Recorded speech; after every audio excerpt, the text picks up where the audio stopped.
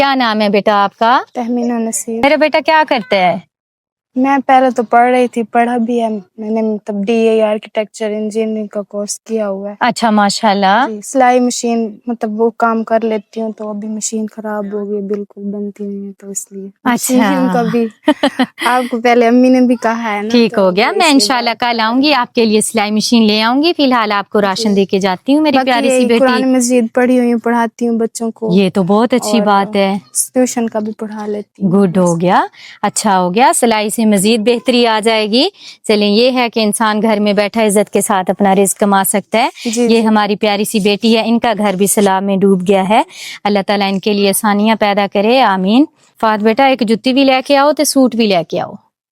ابھی تو فی الحال کچھ نہیں پتا, یہی دال آلو ہی چل رہا ہے. دپاس چننے بھی جاتے ہو؟ جی, پڑھنے جاتی تھی تو نہیں جاتی تھی, اب حالات ویسے آ گئے ہیں تو جانا پڑ رہا ہے. دل کرتا ہے دوبارہ پڑھائی کنٹینیو کرنے کو؟